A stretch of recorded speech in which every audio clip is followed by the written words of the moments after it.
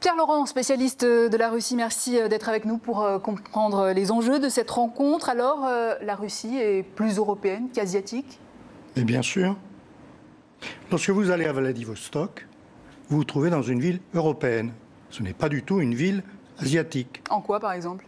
Eh bien, c'est la même configuration, les mêmes bâtiments, la même population, même si aujourd'hui, il y a un peu plus de Chinois parce qu'il y a besoin de main-d'œuvre. Donc, c'est une main-d'œuvre immigrée chinoise. Mais la population est européenne depuis le XVIIIe siècle. Il n'y a pas réellement de rupture de continuité, comme le disait le président, entre Lisbonne et Vladivostok, parce que nous avons une culture commune. Lorsque vous lisez Tolstoï ou lorsque vous lisez Dostoïevski, vous n'avez pas besoin d'une multitude de notes de bas de page pour comprendre de quoi il s'agit. Nous baignons dans la même culture. Tchaïkovski est un compositeur européen. La littérature russe et les ballets russes, la peinture dans une moindre mesure russe sont européennes. Le fort de Brégançon, c'est le lieu qui a été choisi par Emmanuel Macron. C'est plutôt une bonne idée pour renouer le dialogue avant le G7 ? Je crois qu'il y a une part de volonté de distanciation de la part d'Emmanuel Macron. Il veut s'éloigner des centres traditionnels du pouvoir en France, que ce soit Versailles ou que ce soit l'Élysée. Vladimir Poutine avait été reçu d'abord à Versailles. Là, pour cette rencontre, l'Élysée était peut-être judicieux, mais Brégançon crée une autre ambiance. Et d'ailleurs, ce qui est très important, c'est qu'il y a eu une déclaration préliminaire des présidents à la presse, mais que les négociations seront suivies d'un silence absolu. Pourquoi ? Parce que... Vous entendez quoi par là ? Bien, c'est-à-dire qu'il n'y aura pas de conférence de presse après les négociations, après le tête-à-tête, après le dîner avec les délégations. Il n'y aura pas de conférence de presse. Hormis cette déclaration. Cette déclaration en anticipation, c'est-à-dire que ce qui va se passer ensuite sera destiné exclusivement pendant les 4 jours qui viennent aux dirigeants des autres pays du G7. Alors justement, parlons-en, plusieurs sujets sur la table. Macron se verrait bien en médiateur, hein, ça on l'a compris. Sur l'Ukraine, Macron souhaite un sommet à 4 dans les prochaines semaines. C'est ce qu'il vient de dire il y a quelques instants. Poutine pourrait y répondre favorablement. Mais c'est Poutine qui a initié. Ce n'est pas Macron qui a initié, c'est Zelensky, le président ukrainien, et le président Poutine qui se sont mis d'accord pour relancer un processus de négociation que l'on appelle le format Normandie, qui regroupe l'Ukraine, la Russie, la France et l'Allemagne.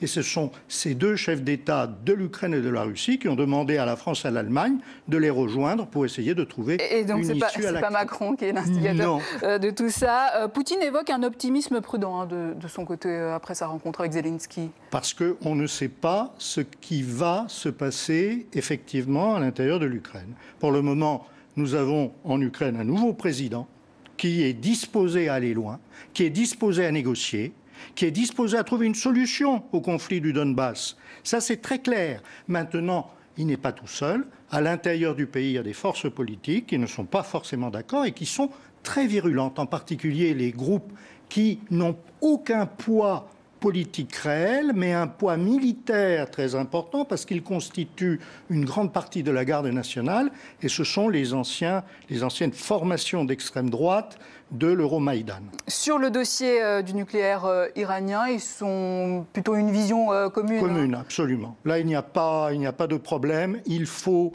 que l'Iran respecte l'accord qui avait été conclu, même si les États-Unis se sont retirés. Et puis surtout, il faut trouver le moyen pour rassurer l'Iran de limiter complètement les sanctions, l'impact des sanctions, contourner les sanctions américaines. Et le plus dur restera sans doute la question syrienne, sachant que l'armée syrienne est soutenue par la Russie.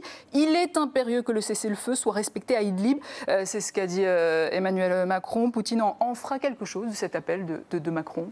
C'est très difficile parce que le problème d'Idlib, c'est que c'est le dernier bastion de la rébellion djihadiste qui subsiste encore en Syrie. C'est-à-dire que pour le pouvoir syrien, il est indispensable de réduire cette poche, de la même manière que pour la coalition, il fallait réduire les poches de Raqqa et de Mossoul, qui étaient également très, très importantes.